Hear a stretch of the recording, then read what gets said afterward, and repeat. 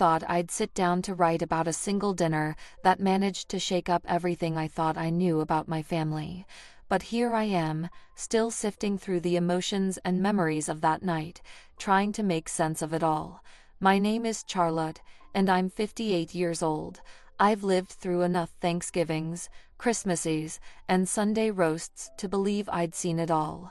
But this was different. It was late October, and the air carried that crispness that makes you pull your sweater a little tighter.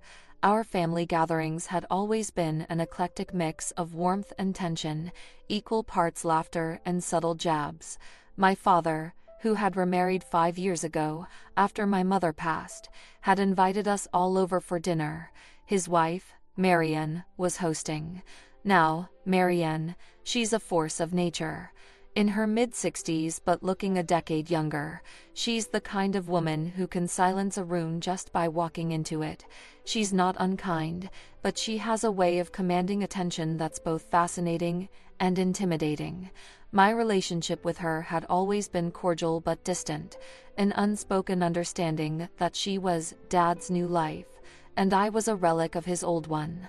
When I arrived that evening, the house smelled of roasted garlic and rosemary, and the faint strains of Ella Fitzgerald played in the background.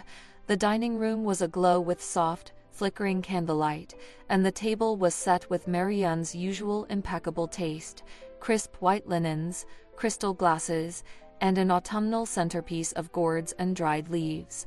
It was, as always, perfect. The rest of the family trickled in: my brother Jack and his wife, my 2 grown children, and Marianne's daughter from her previous marriage, Allison. We all settled into the usual rhythm of small talk and wine pouring, the kind of surface-level chatter that keeps old wounds safely buried. Dinner began without incident. Marianne served a butternut squash soup that was almost too pretty to eat, followed by a roasted chicken so tender it practically fell off the bone. Conversation flowed easily enough.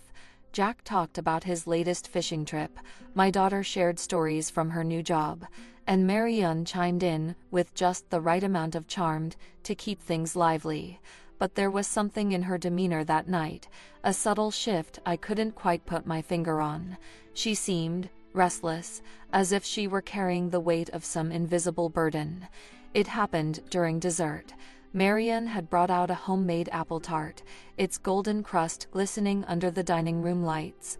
We were all mid-bite when she cleared her throat and stood up, her hands resting lightly on the back of her chair. The room fell silent. Even my father, who rarely took his eyes off his plate during meals, looked up with a mixture of curiosity and unease. "There's something I need to say," Marianne began, her voice steady but tinged with emotion. She glanced around the table, her gaze lingering on each of us for just a moment before moving on.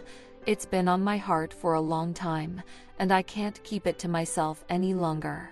I felt a knot form in my stomach. Was she about to announce some devastating news? A health issue? A decision to move halfway across the world? My mind raced through possibilities, each more dramatic than the last. Marianne took a deep breath, her hands tightening on the chair. "I know I've stepped into this family as an outsider," she said, her voice softening. "And I know I've tried to be what I thought you all needed, a good wife to your father, a gracious host, someone who wouldn't disrupt the lives you built before I came along. But in doing that, I've held back parts of myself, and I think it's time I stopped doing that." She paused, her eyes now fixed on me. "Charlotte," she said, "I've wanted to tell you this for years. Your mother and I, we knew each other." The words hung in the air, heavy and electric. My fork clattered onto my plate. "What do you mean?" I asked, my voice barely above a whisper. "We were friends," Marianne said, a faint smile crossing her lips. "Long before she met your father. In fact, she introduced me to him." I stared at her, my mind reeling.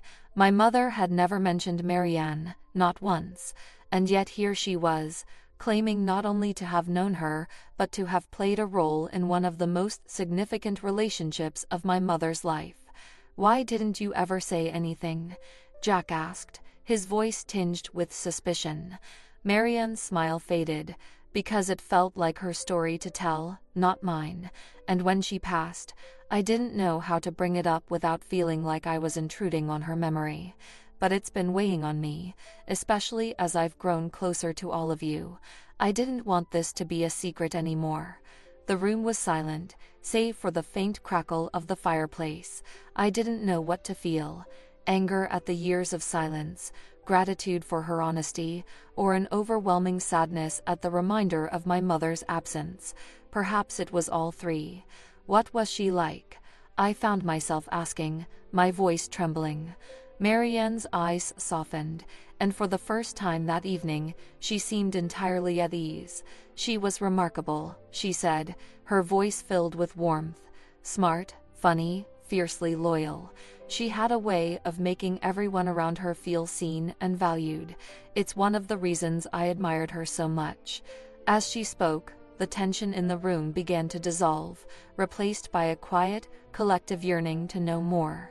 Marianne shared stories, some funny, some poignant, about my mother's younger years, painting a picture of a woman I'd only known through the lens of motherhood. It was like meeting her all over again, through someone else's eyes. By the time the evening ended, I felt a strange sense of peace. Marianne's revelation, while shocking, had bridged a gap I hadn't even realized existed.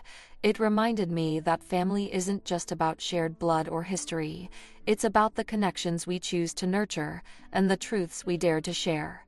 As I drove home that night, the autumn leaves swirling in the headlights, I found myself reflecting on the complexities of love and memory.